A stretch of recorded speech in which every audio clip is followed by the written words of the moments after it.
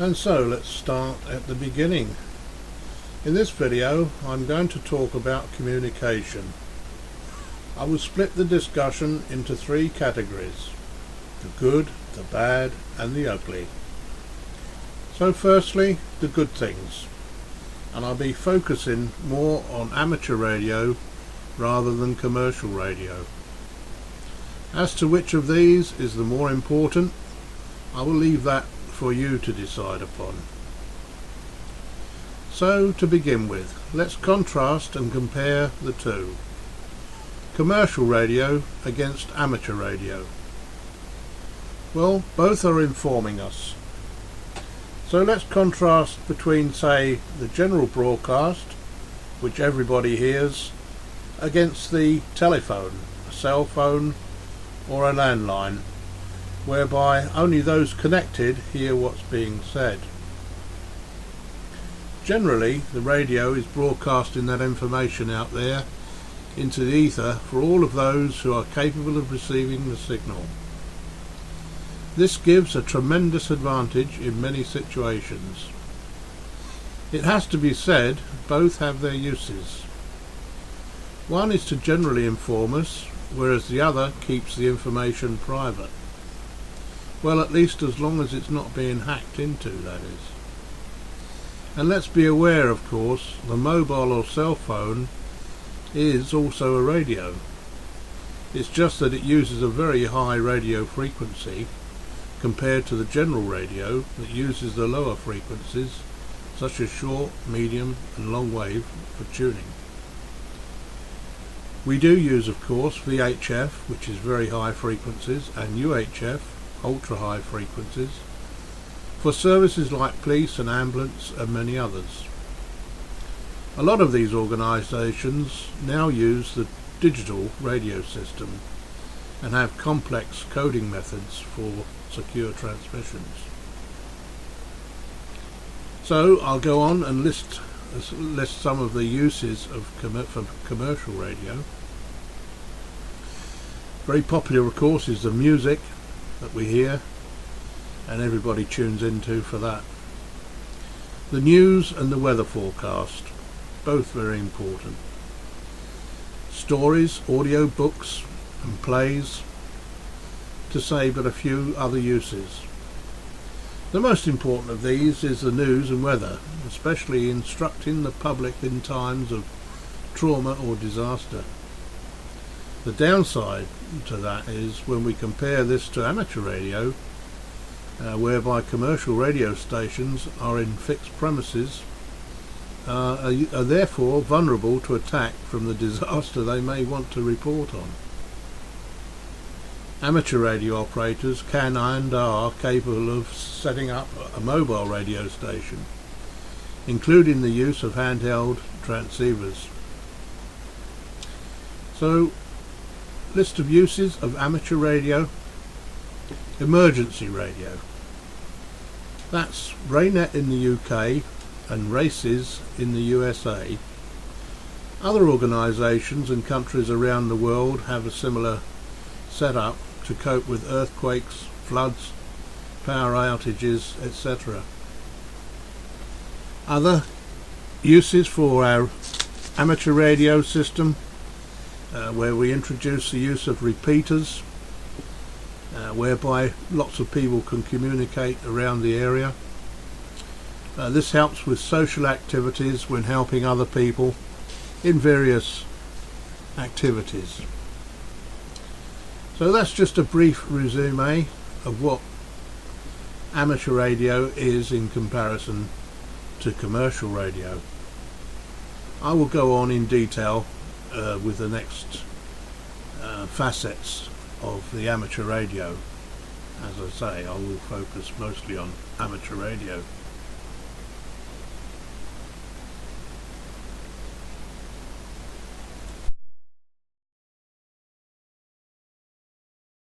.co.uk/7. Today it's mostly cloudy with patchy rain or drizzle becoming a little bit more persistent for a time before it will clear and become brighter later on today with a maximum temperature of 12 degrees.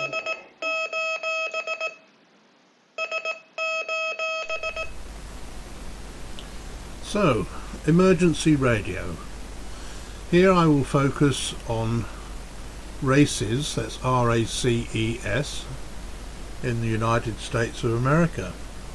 That's the Radio Amateur Civil Emergency Service.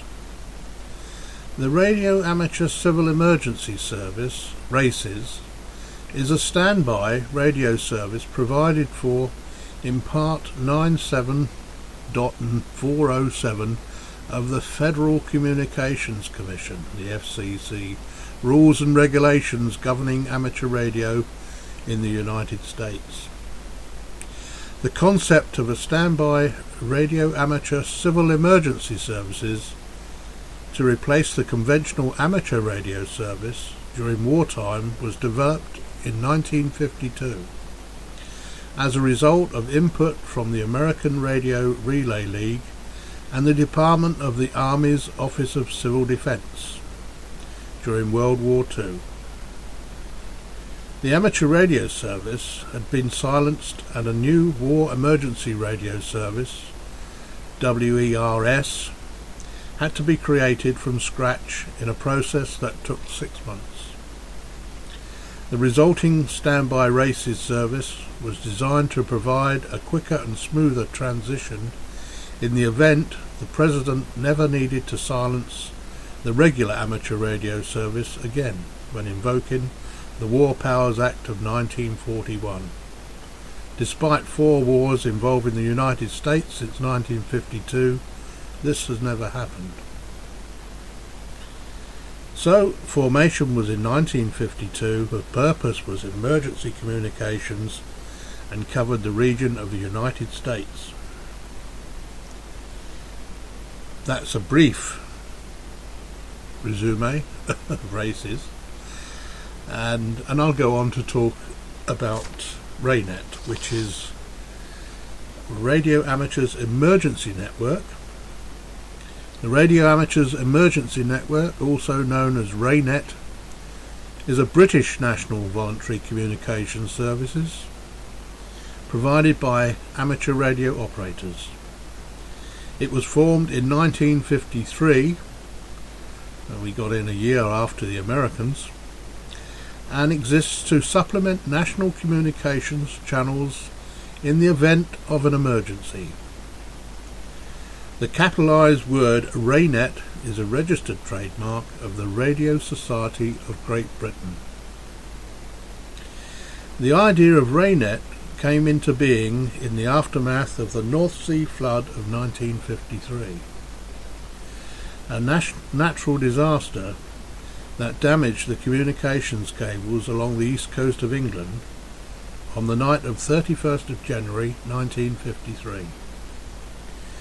With communication lines crippled, the police authorities, in desperation, sought help from the few amateur radio operators then licensed, and although illegal at that time, the Home Office permitted the use of amateur radios to direct and coordinate the rescue teams. The following year, an infant network, first known as RAN, was formed.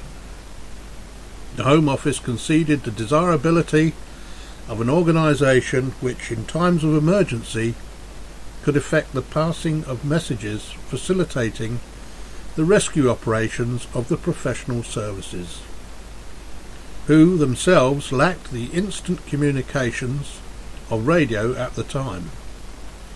While RAN began on a minor scale with only a few operators involved, the network has grown into a national movement now known as RANET. So, 1953, a year after the Americans started their emergency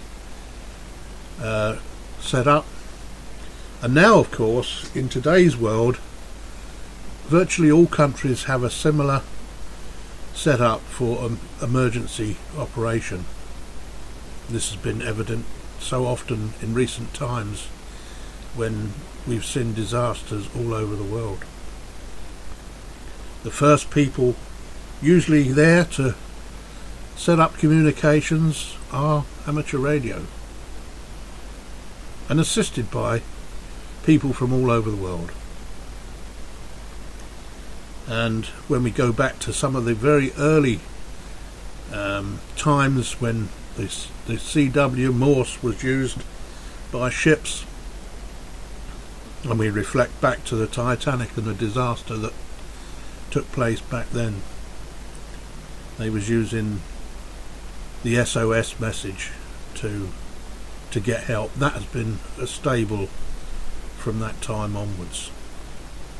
And of course, even today, Morse is still used in the amateur world, although sadly most, if not all, countries have dropped the use of Morse for a means of emergency communication.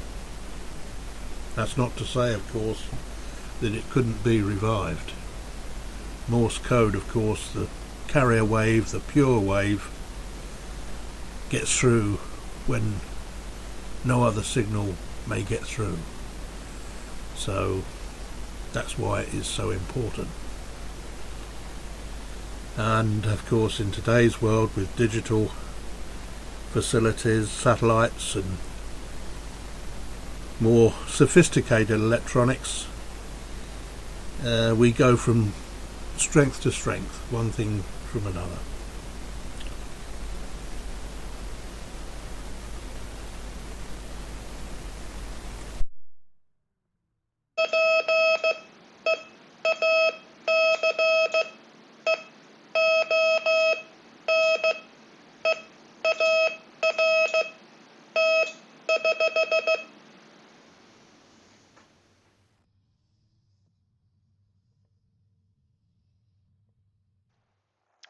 Well, that brings me on to the last two aspects of this video, the bad things. We're always subjected to variations in propagation and what the sun activity is doing, and that can be up and down. We're limited to those who have a license. There's a cost to that, of course, and although not a bad thing, it requires dedication to do the hobby. The ugly aspects, well, there's always keeping the guard against criminals, the scammers, and being subjected to verbal bullies, identity fraud, etc. In conclusion, the positive attributes of being involved with amateur radio. There are many aspects of amateur radio which keep the brain active. You're always learning something new, keeps you in touch with new technology and scientific development, particularly battery and nanotechnology. It's good for order and discipline, improving your oratory and talking skills, sharing experiences and getting feedback, and of course keeping radio etiquette and protocol. Learning skills are varied and helps you to learn about geography, electronics, science subjects, astronomy, the electromagnetic spectrum, mathematics, English and other languages, and other people's customs and lifestyles, and general psychology. And things to remember to be able to be a good radio operator: speak clearly and concisely, try not to waffle, use the international phonetic alphabet, it avoids confusion and ambiguity. Have an understanding of the Q codes such as QSL, QTH, QSO, etc. Always be polite even when you are frustrated. Remember, you can always switch off the radio if you don't like what you hear. So with that, stay safe out there. Subscribe if you feel inclined to do so, if you want to be informed of my next video. And with that, best 7 threes now clear.